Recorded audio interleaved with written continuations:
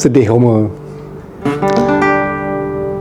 Jangan ditanya kemana aku pergi, jangan ditanya mengapa aku pergi. Usah dipaksa ku menahan diri, usah dipinta ku bersabar hati. Ai, sedih Roma bila mengenangkan berlakunya penceraian di antara Zizi Kirana dan juga bekas suaminya tu. Bukan sekadar kegagalan hubungan sebenarnya, tetapi dia merupakan satu proses psikologi yang kompleks.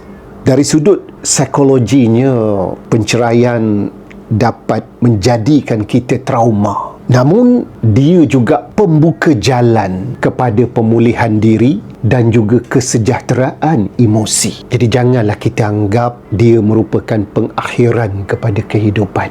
Sebab apa, Koma? Penceraian ini selalunya digambarkan dengan kehilangan. Tak ada jodoh, takdir yang menentukannya. Dan juga dia dikaitkan dengan proses duka di dalam kehidupan. Macam-macam lah. Rasa stres, rasa diri bersalah, rasa diri gagal dalam kehidupan, gagal dalam rumah tangga. Tapi yang sebenarnya dia adalah merupakan satu pembuka jalan untuk kita keluar daripada kehidupan yang toksik. Itu sebenarnya. Bila dah tak boleh lagi nak hidup bersama, dah tentulah penuh dengan tanggapan, penuh dengan andaian, penuh dengan kata-kata yang tidak baik, sangkaan.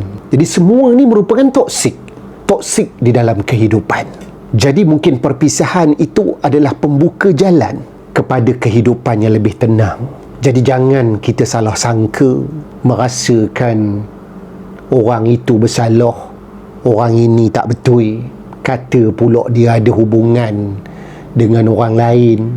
Ingatlah, kita sebenarnya perlu mengenali, kena tahu emosi kita sendiri, dan kita perlu tahu konsep untuk memperbaiki diri dan juga emosi. Dan setiap manusia ni tak ada yang nak hidup bercerai-berai ni, seperti kata bekas lakinya. Tetapi apa yang dah terjadi itu, selain daripada takdir yang menentukannya, dah tak ada jodoh, dia perlu keluar daripada kepompong kehidupan yang penuh toksik itu untuk membina kesejahteraan dengan pandangan yang lebih matang. Yang sudah tu sudahlah. Yang pentingnya masa depan yang nak kita tempuh. Tak payahlah ada dendam.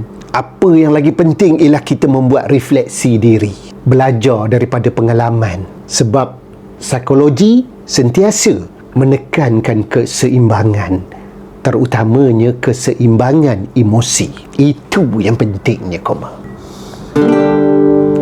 Jangan ditanya kemana aku pergi, biarlah dia pergi. Jangan ditanya mengapa aku pergi,